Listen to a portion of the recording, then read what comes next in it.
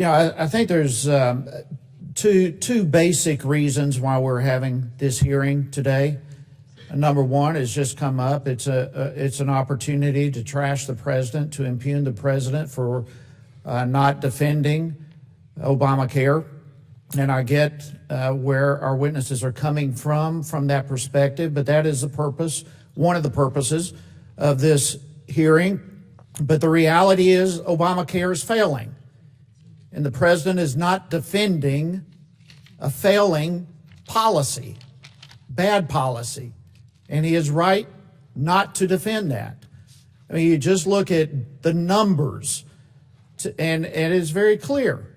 Obamacare does not work, has not worked, is not going to work. We were told that there would be some 25 million people enrolled in Obamacare by now. It just hasn't happened. The truth, what has happened? Insurance premiums have skyrocketed under Obamacare. Deductibles have soared. Coverage networks and access to providers have shrunk, in some cases been eliminated. Insurance companies have fled the ACA marketplaces.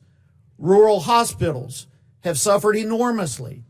I have a number of them in my district, and they have suffered tremendously because of Obamacare. Many rural hospitals have actually closed their doors. And yes, there are people who have benefited. I'm not going to deny that. And of course, our panel is full of them today. And I appreciate the testimony from our witnesses, our panelists today. But I can also tell you this, for every person who has benefited from Obamacare, we can find tons of folks who have been hurt from it. And, I look at the panel today, Mr. Chairman, 6 out of the 7 are Democratic witnesses. Where are the ones? In fact, I would like, Mr. Chairman, to have entered into a record a letter from a constituent back home, Ralph, from Greensboro, Georgia, who talks about how he has suffered. Without objection to order. Thank you.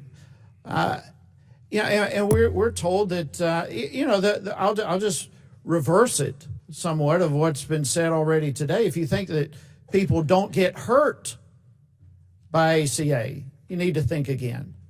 Hey, Ralph, for example, before Obamacare, he paid $700 a month for insurance with $3,500 deductible. Both of those, in fact, he now has nearly $14,000 deductible, and his monthly costs are about $1,200 a month. A couple of years ago, his 2 children, he has 4 children, 2 of them were in an accident. He's still paying for $30,000 plus that had to come out of pocket. That's before taxes, before grocery, before mortgage, before college. And so this thing absolutely goes both ways. The second reason we're here today is really to lay the platform for Medicare for All.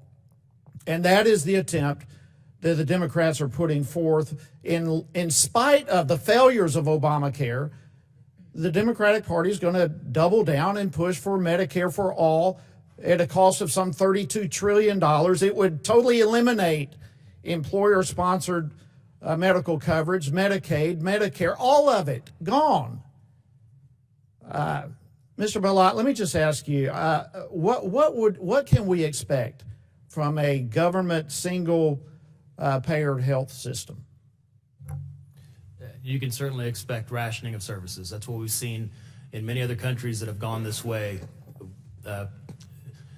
Many politicians have said those are models that we want to look for, that we want to look towards to emulate. But my experience in being with those countries and working with patients, I'll give you a specific example, if I may. My wife and I were on medical missions in Costa Rica that has a single payer. And the wife of the pastor that we were with was diagnosed with cervical cancer. She was approved for surgery, but she had to have an ultrasound first. She couldn't have that ultrasound for 12 months. She asked, well, when will I be able to have the surgery? And they said probably another 12 months after that. She had access. She may never get to the point where she has that surgery, but the rationing is an inevitability when you have a limited amount of resources. And those resources continue to decrease the more burden we place on the medical professionals that are actually delivering the care. Gentleman's time has expired. Dr. Gluck, would you like to respond to that? Mr. Hice said he wants to see both sides. He said there's both sides. What's the other side of this? I saw you shaking your head. Go ahead. Well, you know, what occurs to me. Your mic. Oh, sorry. We really Sorry. want to hear you. You know, with respect to discussing the case that's the subject of this hearing, one of the things that I would emphasize is that the case in Texas is not a policy referendum. It's not a case about the benefits or not of the Affordable Care Act. It's a case about a settled legal principle. And the administration doesn't get to decide whether to defend the law based on whether it likes the policy in the law or not. That's your job. Congress's job is to pass the policies. The administration's decision not to defend is only defensible in the very limited circumstance in which there's a real unsettled legal question. And as I said in my testimony, what is striking about this case is that there's a dramatic legal consensus across both sides of the aisle that the principle at issue here, the legal principle, severability, is settled, and that there's no place not to defend the law. I would also just note that, you know, we've heard a lot of statistics about the benefits of the Affordable Care Act, including dropping the insurance rate by some 46%, including getting women covered at record rates. And I also would point out that the Trump administration itself is actually relying on the statute for a lot of its initiatives. I heard this morning that the Trump administration announced an executive order about kidney disease that depends on the Center for Medicaid Innovation. Well, that will be gone if the Affordable Care Act is eliminated. The HIV initiative requires Point of order, Mr. everything in Chairman. the Affordable Care Act. Point of order. Whose time is this? I'm trying to help you, man.